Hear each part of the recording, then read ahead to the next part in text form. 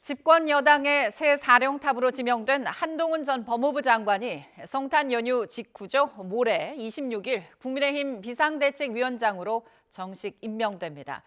이 앞서 연휴 기간에는 함께 지도부를 이끌어갈 비대위원 인선 구상에 주력하는 것으로 알려졌습니다.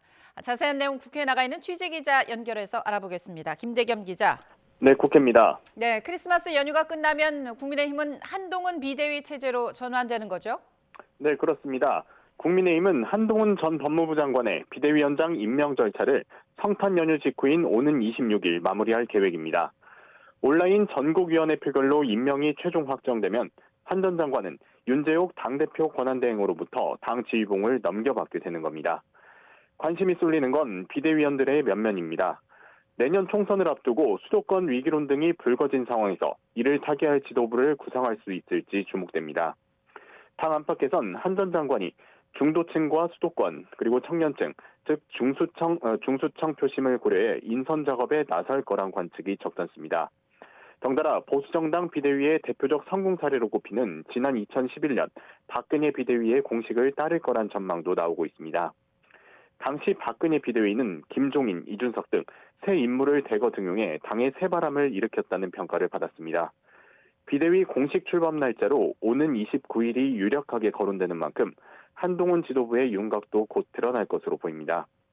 한 전 장관은 이와 함께 내부 통합과 대화 관계 설정 방향에 대한 고민도 이어갈 것으로 예상됩니다.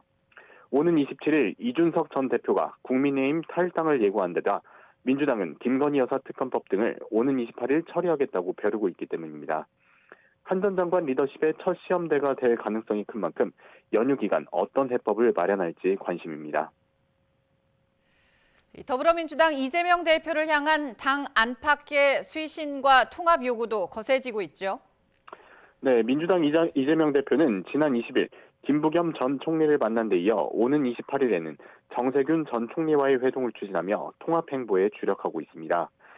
여당의 한동훈발 쇄신 경쟁이 민주당에도 적잖은 영향을 미칠 수 있기 때문인데요. 우선 가장 큰 과제는 당 분열을 막는 겁니다. 신당 창당을 선언한 이낙연 전 대표와 당내 비주류 의원 모임인 원칙과 상식은 이 대표의 사퇴를 전제로 한 지도체제의 변화를 압박하고 있습니다. 이런 상황에서 이 대표가 정세균 전 총리와 만나 좀 더 진일보한 메시지를 낼 수 있을지 관심이 쏠리고 있습니다.